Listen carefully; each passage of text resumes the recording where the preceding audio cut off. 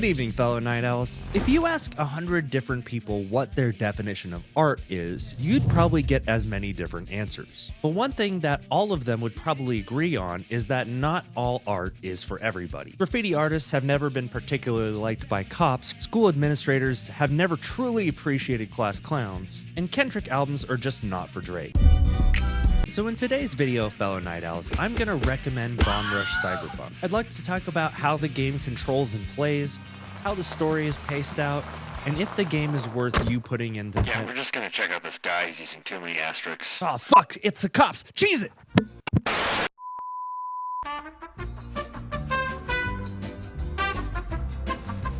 Bombrush Cyberfunk is a 3D extreme sports simulator that has a graffiti mechanic and has you going through 5 boroughs of New Amsterdam. You use your various methods of travel to get to higher spots to tag them and gain respect. Using this respect, you parlay this into fighting each of the bosses that take control of each part of the city. Each of the teams that you fight in this game are uniquely themed and control each of the 5 boroughs of New Amsterdam. The Franks, for example, are basically Frankensteins, and their team leader, the Flesh Prince, is an expert at sewing together bodies. But before we get any further in the story, I want to talk about how the game controls. I mostly played the game as the main character, Red, using the skateboard, but I did use the bike and the inline skates from time to time. They all control great, but this is no Tony Hawk's Pro Skater, and basically anytime you do a trick, there's no balance meter, so there's ultimately no fail state. This means that anytime you end a manual or jump off a rail, you'll always land. I don't think that this takes away too much from the game.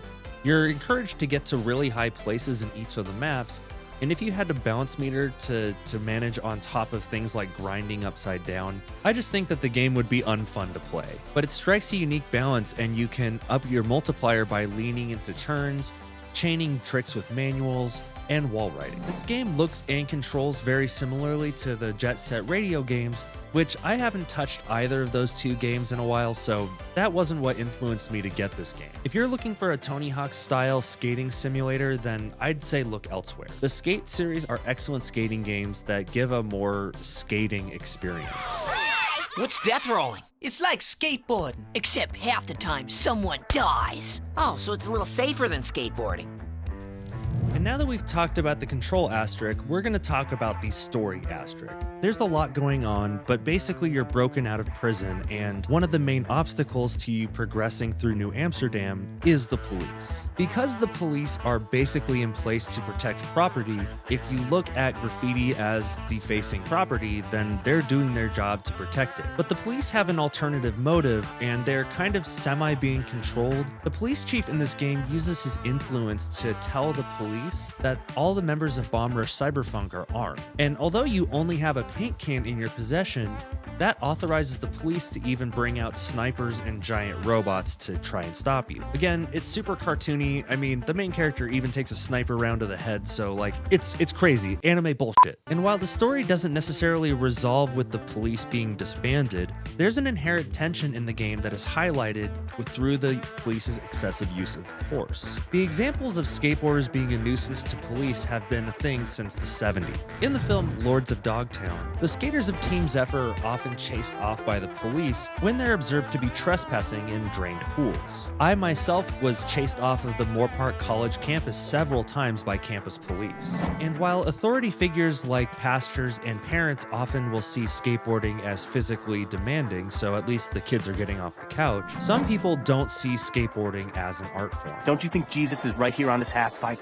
I'm sure he's a lot of places he doesn't want to be. But skateboarding has many facets of art. Skating ledges like curbs and benches can often damage those pieces of property, not to mention the liability of like people falling at your business and possibly suing you. I don't personally believe that those are correct reasons to say that skateboarding isn't art though. While an old bank owner might not understand why doing slappies on the curb outside their bank is interesting, using a bench for something other than its intended use is kind of a piece of resistance art. Similarly, art can be folded into the function of the skating itself. Mark Foster, the owner and main artist for Heroin Skateboards, has become widely known for what are called egg decks. These are decks that are shaped more in the shape of a football rather than a popsicle stick, and most of the art that they use on these decks are eggs. But the shape of the board affects how you can skate in real life. These egg-shaped decks have a little bit wider of a deck, so you have more of a stable skating area, and they also have a unique lip that makes them easy to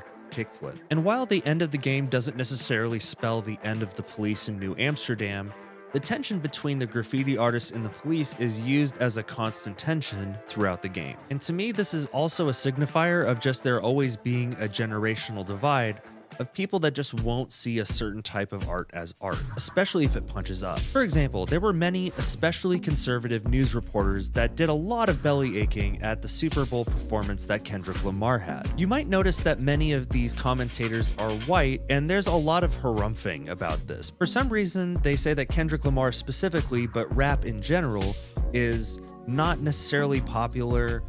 People don't know who he is or what rap is, and people don't understand it. But number one, Kendrick has won a Pulitzer Prize and over 20 Grammys. He's been active as a rapper for over 20 years, so you can't say that he's irrelevant or unknown. I believe that he's been fairly awarded for his abilities, and he's been especially recently culturally relevant because of his recent beef with Drake. But especially the complaint, bro, I couldn't understand a word that was being said. Doesn't hold water with me, because white people will say that you can't understand rap, but then they'll say that you can understand this.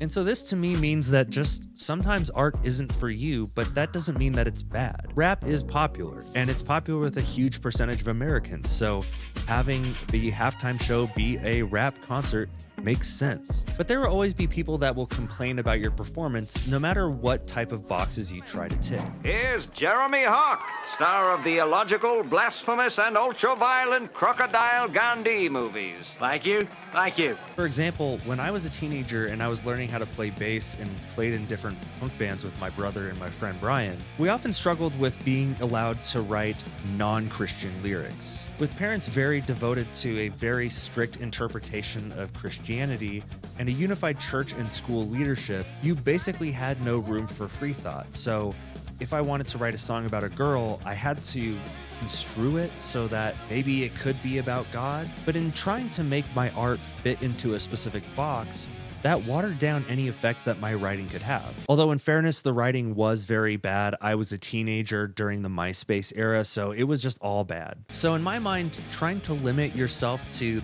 someone's definition of art is always going to result in you making art that isn't fully realized to its whole potential. Can't you see you're not making Christianity better? You're just making rock and roll worse. So in my criticism of Bombrush Cyberfunk's story being uneven, that the story is only given through several hints throughout the game, and through these weird dream sequences that aren't very thorough in their storytelling, and much of the backstory is confirmed only in about the last 80% of the game. And just because the story is uneven doesn't mean that it's bad. Many times breaking form is what makes something good. Going back to our Kendrick example, many music purists will say that rap isn't music because it doesn't meet a westernized definition of music. But that doesn't mean that there's the only type of music, similar to how different cultures have different styles of poetry. One of the defining features of rap is finding the most lyrically unique way to express an idea. For example, you might put an inflection of a word on a different syllable in order for a rhyme to be fully realized. So rap music to some people will just never be art because it doesn't tick certain boxes. Just like Bombrush Cyberfunk won't tick certain boxes for certain people. But if you're willing to put up with a creative storytelling method, then I think the story of Bombrush Cyberfunk will keep you hooked. Hell yeah, I'm representing that murder for life, know what I'm saying? All too well. Rap music belongs in the rubbish bin. It encourages punching, boastfulness, and rudeness to hoes. As you progress through Bombrush Cyberfunk, Red befalls a series of anime bullshit-style setbacks. From being comically beheaded multiple times to taking a sniper round at point-blank range, Red goes through a lot to learn about his past. As the Bombrush Cyber crew progresses through the 5 boroughs of New Amsterdam, you are constantly warned by various characters not to look into your past. To be clear, in Bombrush Cyberfunk, this is for anime bullshit reasons, but I think there's applications from this story that we can apply to real life. The opinions that we hold, like rap isn't art, is something that can change over time, and I'm an example of that. When I was growing up, we weren't allowed to listen to non-Christian music, and most rap music, even if it was Christian, was seen as urban and unsafe. But as I grew out of my religious and conservative roots, I started to understand more of why those ideas were both limiting and damaging. What do you think about Bombrush Cyberfunk, fellow Night Owls? Is it a game that you would recommend to your friends and family? Please let me know some of your game recommendations in the comments below of something that stood out to you artistically. I'm always looking for new games to play and I like to expand my horizons, so please give me your recommendations in the comments and I'll see you tonight.